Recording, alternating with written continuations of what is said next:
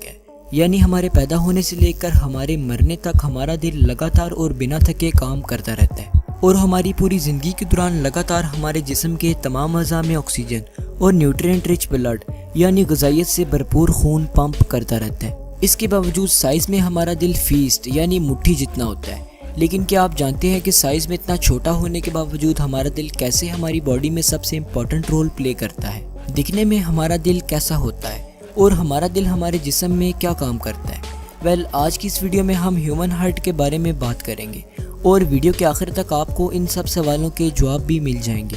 तो चलिए शुरू करते हैं। ये है हमारा दिल, जो हमारे फेफड़ों के दरमियान मौजूद होता है और बाएं फेफड़े की जानिब थोड़ा सा झुका होता है। हमारा दिल एक डबल परत वाली झिल्ली में बंद होता है जिसे पेरिकार्डियम कहा जाता है, जो हमारे दिल की हिफाजत भी करती है। अब जान लेते हैं कि आखिर हमारे दिल के अंदर ऐसा क्या है कि ये हर वक्त धड़कता ही रहता है, कभी रुकता ही नहीं है। तो चलिए अब हमारे दिल को अंदर से देख लेते हैं। हमारा दिल एक वाल के ज़रिए से दो हिस्सों में लेफ़्ट साइड और राइट साइड में तकसीम हो जाता है, जिसे हम कार्डियक सेप्टम भी कहते हैं।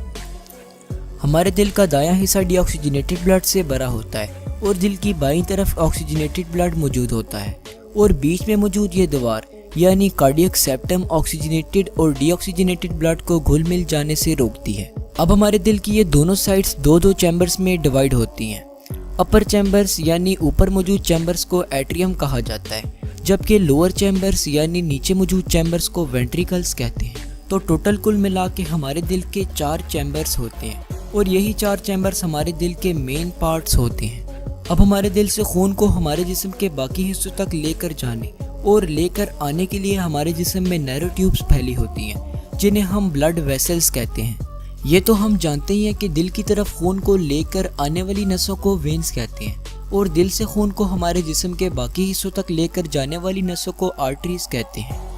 अब हमारे दिल का ये पाइप, जिसे सुपीरियर वेना कैवा कहते हैं, इसके ज़रिए से हमारे जिस्म के ऊपरी हिस्सों यानी सर और हाथ वगैरह से खून हमारे दिल में आता है और ये पाइप, जिसे इन्फीरियर वेना कैवा कहते हैं, इसके ज़रिए से हमारे जिस्म के निचले हिस्से यानी पेट और पाँव वगैरह से खून हमारे दिल में आता है। अब इन दोनों पाइप से आने वाला डीऑक्सीजनेटेड ब्लड हमारे दिल के राइट एट्रियम में आ जाता है। याद रहे कि ये खून डीऑक्सीजनेटेड होता है, जिसे आमतौर पर हम ब्लू कलर से भी रिप्रेजेंट करते हैं। अब इस एट्रियम में नीचे की तरफ एक वाल मौजूद होता है और ये वाल तभी खुलता है जब नीचे वाला वेंट्रिकल यानी राइट वेंट्रिकल फैलता है। अब इस तरह के हमारे दिल में 4 वाल्स होते हैं और याद रहे कि ये वाल्स खून के पसमानदा बहाव को रोकते हैं। अब जब हमारा नीचे वाला राइट वेंट्रिकल फैलता है तो ऊपर मौजूद राइट एट्रियम से खून राइट वेंट्रिकल में आ जाता है। जब ये वेंट्रिकल वापस सिकुड़ता है तब जैसे किसी थैली को दबाने से अंदर मौजूद लिक्विड बाहर निकलता है, ठीक इसी तरह राइट वेंट्रिकल से खून निकलकर पल्मोनरी आर्टरी से होता हुआ हमारे लंग्स में चला जाता है। दरअसल ये खून हमारे फेफड़ों में प्यूरिफाई होने के लिए आता है। हमारे लंग्स में जाने के बाद खून से कार्बन डाइऑक्साइड रिमूव हो जाता है और ऑक्सीजन हमारे ब्लड में ऐड हो जाता है।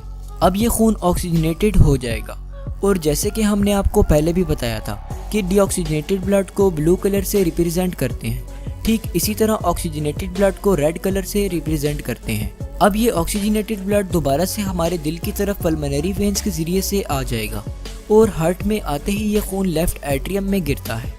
अब ये ऑक्सीजनेटेड ब्लड नीचे वाले वेंट्रिकल्स यानी लेफ्ट वेंट्रिकल में तब तक नहीं जाता जब तक ये फैल नहीं जाता और यहाँ पर भी एक वाल मौजूद होता है जो वेंट्रिकल के फैलने पर ओपन होता है। जब ये वेंट्रिकल फैलता है तब ये खून लेफ्ट एट्रियम से लेफ्ट वेंट्रिकल में चला जाता है। अब नीचे वाले वेंट्रिकल से ये खून एक नली यानी एओर्टा में पहुँचता है और वहाँ से ये खून आर्टरीज के ज़रिए से हमारे पूरे जिस्म में फैल जाता है। एओर्टा हमारे जिस्म की सबसे बड़ी आर्टरी होती है जो हमारे दिल से हमारे जिस्म के बाकी हिस्सों तक खून को पहुंचाती है। अब ऑक्सीजन को ट्रांसपोर्ट कर लेने के बाद डीऑक्सीजनेटेड ब्लड हमारे दिल में दोबारा से जमा हो जाता है और ये साइकिल चलता रहता है। तो उम्मीद है कि आपको हमारे दिल के काम करने का मैकेनिज्म समझ आ गया होगा। अगर आप डिटेल्ड वीडियोस देखना चाहते हैं तो आप हमारी प्लेलिस्ट को फॉलो कर सकते हैं। शुक्रिया, अल्लाह हाफिज़।